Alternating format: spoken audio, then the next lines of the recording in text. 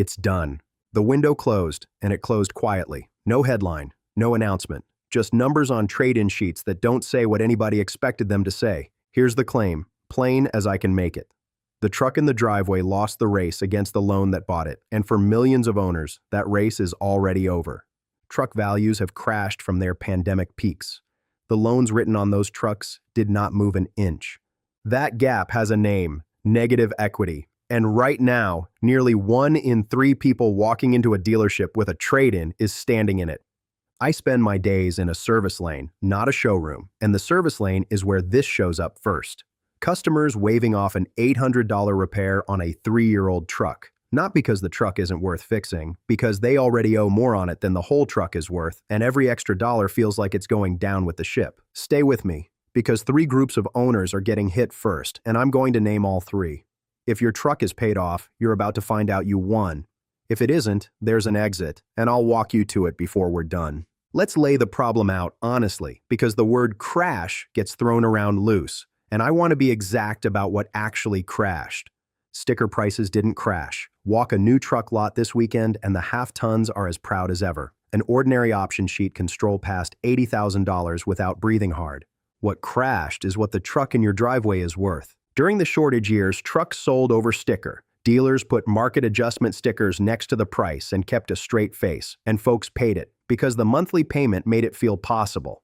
Those trucks are 3, 4, 5 years old now, and they're hitting the used market all at once, right as the pandemic premium evaporated. A truck bought at markup in 2022 fell back to earth the way every truck eventually does, except this one started its fall from a cliff that never should have existed. The payment didn't fall with it. More drivers than ever are carrying 4-figure monthly payments, $1,000 a month, every month, on a machine losing value by the week. Do the math, the lender never says out loud. If the truck sheds value faster than the payments shrink the balance, you don't own more of your truck every month. You own more of a debt. Your father never lived like this. He bought his trucks in cash or on a 36-month note that was done before the first brake job. The truck outlived the loan by decades. That was the entire point of a truck. Somewhere along the way, that got flipped. Today, the loan outlives the value. The paper outlasts the steel.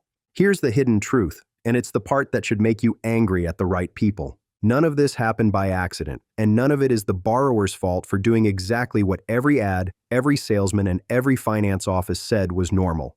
Somewhere in the last 15 years, the industry stopped selling trucks and started selling payments. Nobody at the desk asks, what does it cost anymore? The only question is, what can you do a month? And there's always an answer, because the loan term always has somewhere left to stretch. 72 months became normal. 84 months became common. There are loans out there now reportedly approaching 100 months. 8 years of payments on a machine that spends those same 8 years going down in value. A longer term doesn't make the truck cheaper, it makes the truck feel cheaper, while you pay mostly interest through the early years, the exact years the truck is losing value the fastest. Those 2 curves colliding is the whole story, and in a minute, I'll show you the mechanism with real numbers. Understand who profits at every step. The manufacturers price trucks like real estate because the payment machine let them get away with it. The lenders stretch the rope because a longer loan collects more interest. And the dealer wins a third time when you come back underwater and roll the difference into the next truck. 3 players at the table, and the only one not being dealt cards is the person writing the check every month. For the folks watching on a pension, this is the trap underneath the trap. It was never about one bad truck deal. It's a treadmill built to keep you making a payment for the rest of your life. And stepping off it is exactly what this channel is about. First, you need to know whether you're one of the owners it hits first. There are 3 groups. Here's who they are. The first group is the markup buyers. If you bought a truck between 2021 and 2023, you paid the worst prices in the history of the American pickup, sticker, or over it, with a market adjustment fee stapled on top that everyone pretended was normal. That premium is gone now. It didn't slowly deflate. It vanished, the way a bubble always does. The truck is still yours. The loan you signed on the inflated price is still yours too. The value that justified that price walked out the door and isn't coming back. The second group is the long loan and rollover crowd. This is the 72 and 84-month borrowers and anyone who rolled an old debt into the new truck to make the deal work.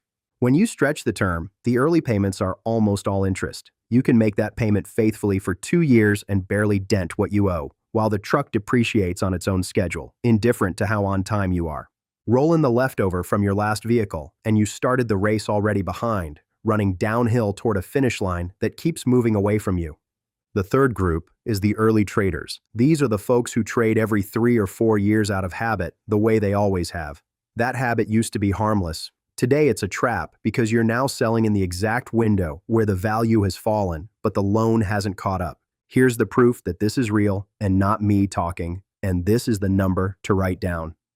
Edmunds pulled the actual transactions for the first quarter of this year. Nearly 31% of everyone trading in a vehicle toward a new one was underwater, owed more than the trade was worth. The average amount they were buried by was a little over $7,000. And to swallow that, more than 4 in 10 of them signed up for 84-month loans on the next vehicle. 8 years to escape the last 8 years. That's not a run of bad luck spread across the country. That's a system doing exactly what it was built to do. Now let me show you the mechanism, because once you see why it happens, you can never unsee it. Picture 2 lines on a chart. The first line is your truck's value, and it drops fastest in the first few years. That's not opinion, it's how every vehicle depreciates.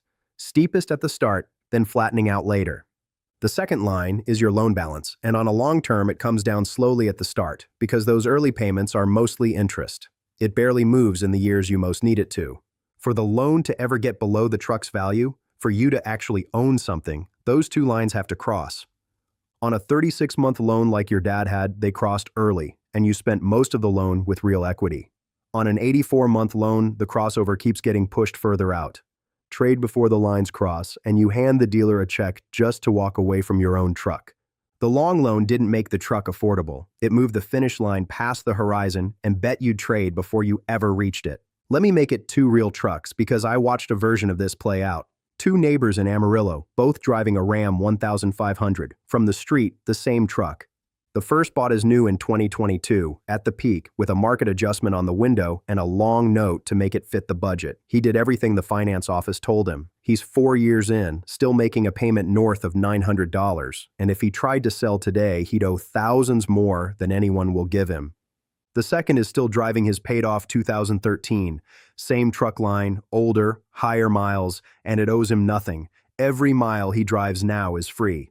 If a transmission let go tomorrow, the second man writes a check for a repair and still comes out miles ahead of the first man, who's paying $900 a month for the privilege of being upside down. Same truck on the street, 2 completely different lives, decided entirely by which side of that loan they're standing on. That second man, the paid-off one, is who this whole channel is built for.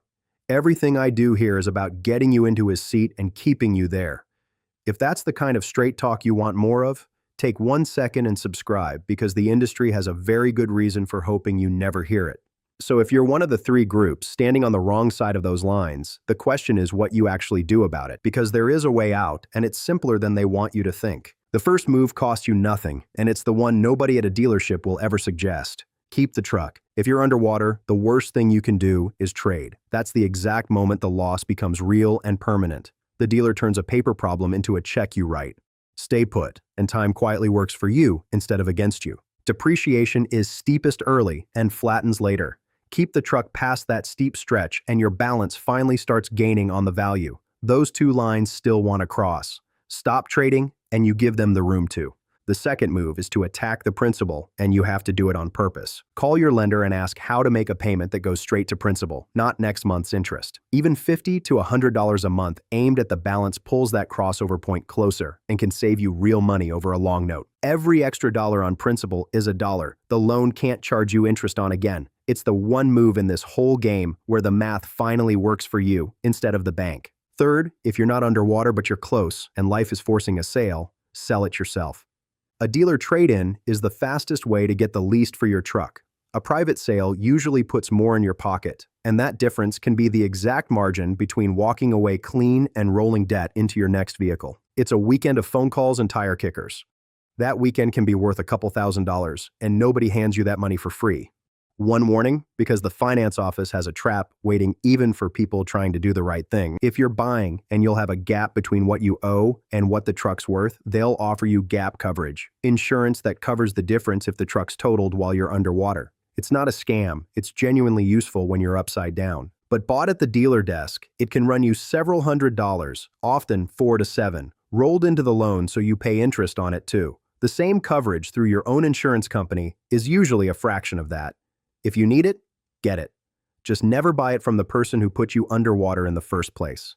Now the stakes, because this is bigger than one truck payment. For a lot of you watching, the truck in the driveway is the last big vehicle you plan to buy. This is the one that's supposed to carry you through retirement, paid off, dependable, done. That plan only works if you get off the treadmill and stay off. Trade underwater into a new 84-month loan at 67 years old, and you've signed up for a truck payment that outlives the plan. That's not a truck. That's a monthly bill with wheels following you into the years you least want it. But the paid-off truck in the driveway, that one is quietly the best financial move on the whole block. No payment, no upside-down math, no dealer waiting to roll you into the next trap. Just a truck that owes you nothing and asks for nothing but oil and attention. That was always the point of a truck. Buy it, pay it off, drive it into the ground, keep the money. Everything the payment machine built was designed to make you forget that. And if you never forgot it, you were right the whole time. So here's my question for you, and I actually want the answer down in the comments. Look at the truck in your driveway. Do you own it? Or does the loan still own you?